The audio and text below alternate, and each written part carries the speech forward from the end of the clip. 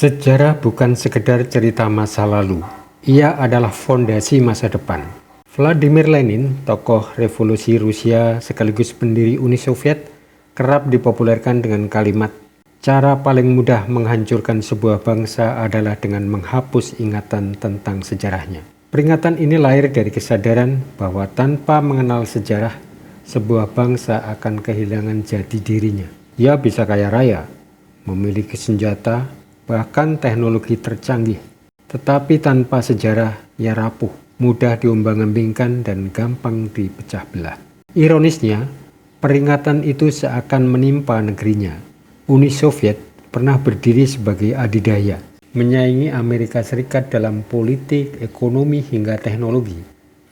Namun setelah 7 dekade, negara adidaya itu runtuh pada tahun 1991. Mengapa? Karena generasi yang lahir kemudian banyak kehilangan pegangan pada cita-cita revolusi. Mereka jenuh pada ideologi yang kaku, terjebak dalam krisis ekonomi, dan kehilangan kepercayaan pada para pemimpinnya. Sejarawan mencatat, hilangnya keyakinan pada narasi sejarah perjuangan mereka membuat Uni Soviet retak dari dalam. Di sini kita melihat betapa benarnya pesan itu. Bangsa yang tidak lagi hidup dalam kesadaran sejarahnya sendiri rapuh. Sejarah bukan sekedar pelajaran di buku teks, melainkan lem perekat yang menjaga identitas, arah, dan persatuan sebuah bangsa. Karl Marx menambahkan dimensi yang lain. Sejarah berulang, pertama sebagai tragedi, yang kedua sebagai lelucon. Inilah kritik pedas bahwa manusia sering tidak belajar dari sejarah. Bangsa yang tidak mau belajar dari sejarahnya akan jatuh di lubang yang sama. Pertama, sebagai tragedi yang memakan korban, dan yang kedua, sebagai lelucon yang mempermalukan diri sendiri. Betapa banyak bangsa, termasuk kita, yang masih mengulang pola konflik, perebutan kepentingan, dan perpecahan. Padahal sejarah telah memberi pelajaran mahal tentang dampaknya. Bung Karno, bapak proklamasi kita, menegaskan, bangsa yang besar adalah bangsa yang menghormati jasa para pahlawannya. Bagi dia, sejarah bukan sekedar kebanggaan, tetapi syarat mutlak untuk bertahan hidup sebagai bangsa. Bung Karno melihat bagaimana penjajah selalu berusaha menghapus identitas kita. Karena itu ia mengingatkan, hanya bangsa yang setia pada sejarahnya yang bisa berdiri tegak, bermartabat, dan percaya diri menghadapi masa depan. Maka jelaslah, ketiga pernyataan itu menyatu dalam satu pesan.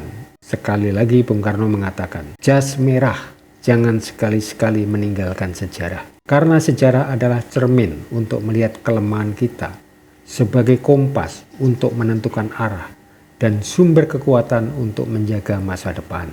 Bangsa yang melupakan sejarah akan mudah diombang-ambingkan oleh arus kepentingan. Tetapi bangsa yang setia belajar dari sejarahnya akan mampu bertahan, bangkit, dan terus maju. Dan pesan yang sama juga datang dari Cicero, seorang filsuf Romawi kuno. Dia mengatakan, tidak mengetahui apa yang terjadi sebelum engkau lahir, berarti selamanya tetap seperti anak kecil. Keduanya memperingatkan kita, melupakan sejarah berarti mengabaikan kedewasaan, mengabaikan pelajaran, dan mengabaikan masa depan. Maka jelaslah, dari Lenin, Marx, Bung Karno, dan Cicero, semua memberi pesan yang sama. Sejarah adalah cermin, kompas, dan sumber kekuatan bangsa. Bangsa yang melupakan sejarah akan kehilangan arah. Lalu bagaimana sebagai generasi penerus kita bisa mulai belajar sejarah? Tidak perlu muluk-muluk, kita bisa mulai dari hal yang paling sederhana. Saat melihat gambar uang di rupiah misalnya, kenali siapa pahlawan yang ada di sana dan jasa apa yang telah diberikan untuk bangsa ini.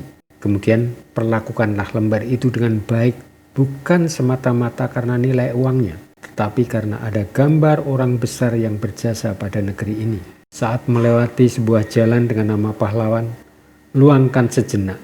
Siapa dia? Apa jasanya?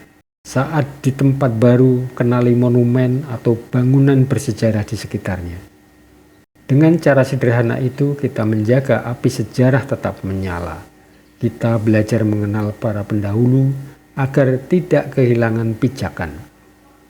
Belajar sejarah bukanlah untuk menghafal peristiwa dan angka tahun, tetapi bagaimana dari peristiwa masa lalu itu kita mengambil pelajaran untuk menghadapi masa kini, agar jangan melakukan kesalahan yang sama dengan akibat yang sama atau bahkan lebih buruk. Jangan lupa tuliskan komentar Anda. Jika ini dianggap penting, silahkan like dan share, khususnya kepada orang-orang muda. Terima kasih jika berkenan subscribe dan ikuti kisah-kisah sejarah bangsa berikutnya di channel ini.